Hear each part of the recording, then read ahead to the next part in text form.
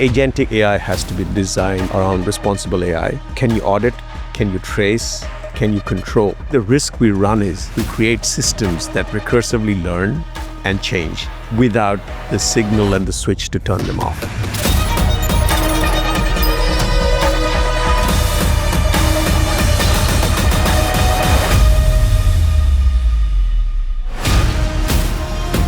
Ahmed Mazhari is the former president of Microsoft Asia and now the founder of Singapore-based AI startup kAIgentic. In this episode, we explore why the era of simply searching for answers is over. Technology is moving beyond generative AI to tools that actually do the work, acting as a teammate that perceives problems and executes solutions in real time. Find out how Agentic AI is changing the way we build, manage, and grow the modern enterprise. Ahmed, now you have moved from steering a massive ship at Microsoft to then launching a speedboat, I think is the best way to describe it, at kAIgentic. And you call kAIgentic that intelligence layer. I would love to know a little bit more about that. What exactly do you mean by the intelligence layer? The intelligence layer is a connection between human actions and human intent.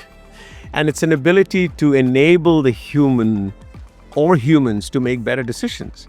I mean, if we step back and think about what enterprises are built around, enterprises are actually built around functions because they're built around hierarchy. They're not built around knowledge. And if you compare it to the learning of an individual, a child that's born learns from observability. And that observation happens in good times and bad times, at school, at home, with friends, in social connections, with music. Those are in many ways not connected systematically in an enterprise. And our intent is to ensure that we're able to bring the signals that happen in an enterprise to the action that needs to be taken today, in an effort to change the metabolism, right? How do we change the metabolic rate of an enterprise? You change the metabolic rate of an enterprise by bringing more information, more insight. But finally, the human makes the decision, and that's the human in the loop. So tell me a little bit more about this concept of metabolism then. Metabolism, no different from humans. I mean, if you think about when the printing press came in, what is the printing press? The printing press is knowledge. What is AI? AI is knowledge. What was electricity? Another general purpose technology. It changed the pace at which we worked.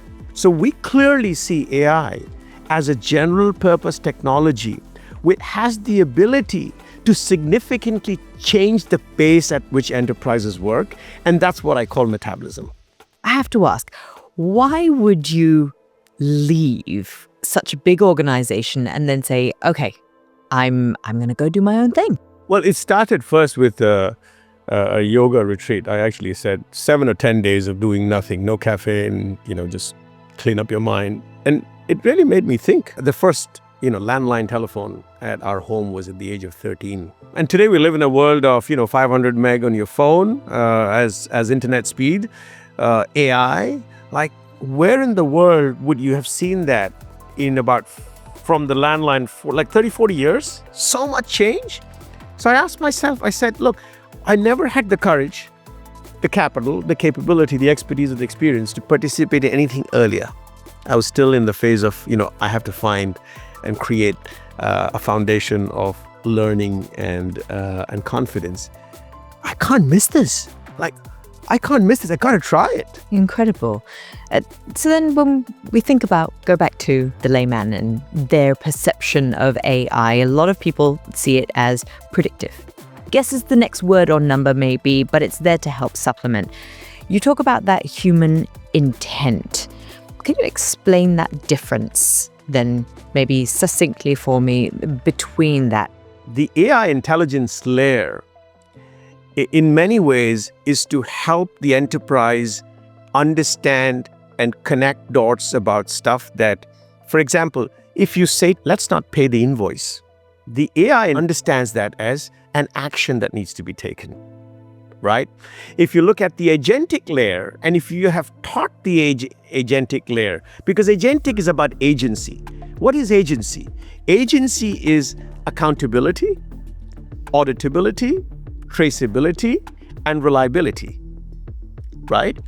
So if you can teach your agent, so when you say, please do not pay the invoice, the next prompt they will ask you is, when would you like to pay it? When you say, well, when the cash flow is ready for payment, then the agent knows that it has to go and check for the cash flow. According to recent reports, generative AI could add trillions of dollars in value to the global economy annually. Asia is currently leading the charge in deployment, with markets like India and Singapore adopting AI tools at a faster rate than many Western counterparts.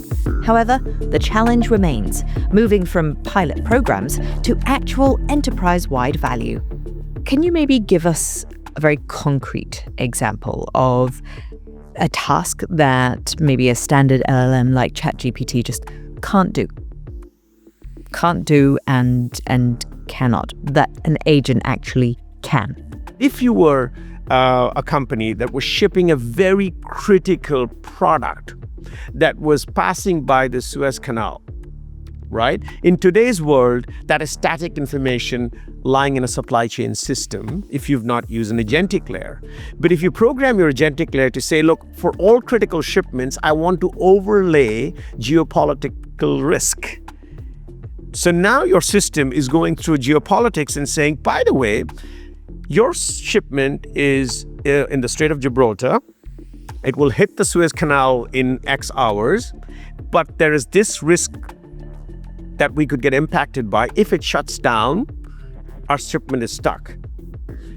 Do you want to make a change? Now you as human in the loop then can make a decision.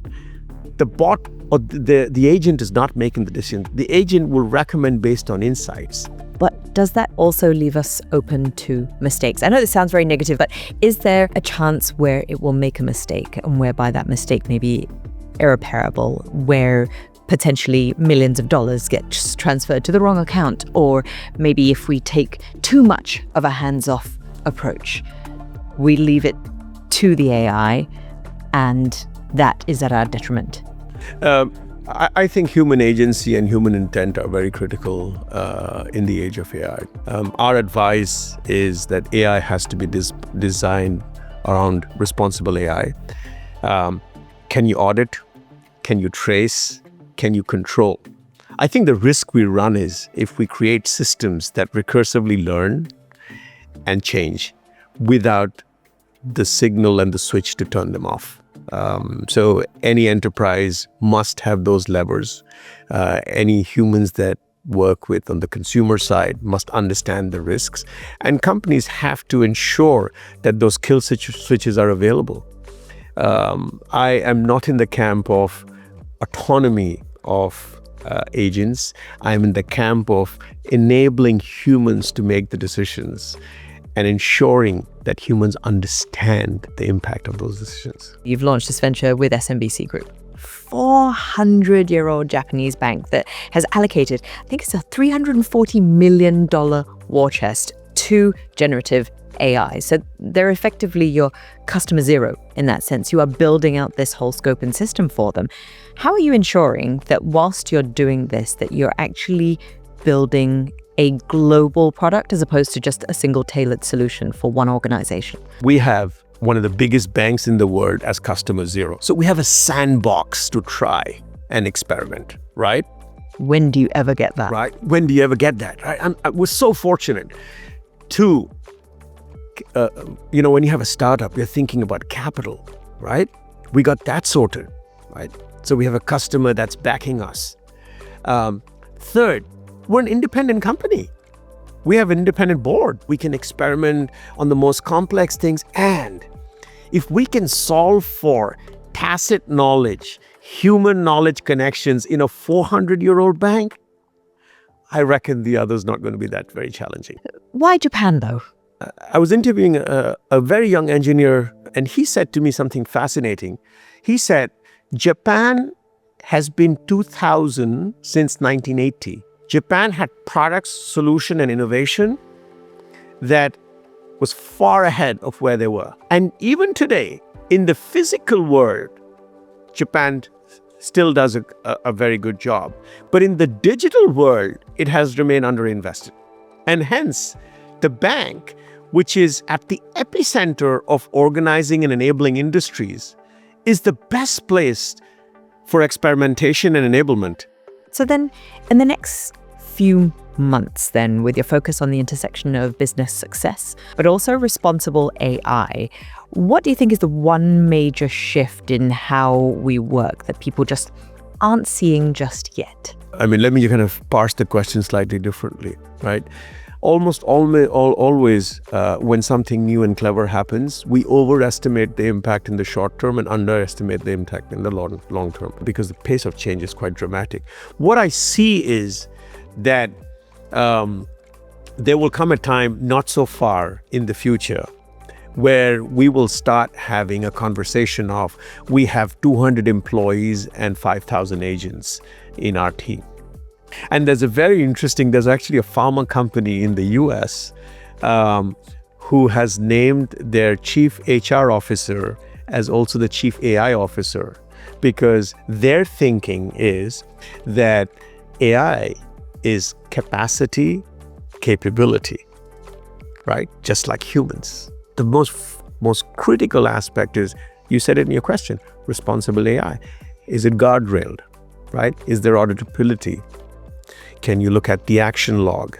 Can you define what intent? Because the difference between, look, if you think about it, the difference between age AI and human is intent, right?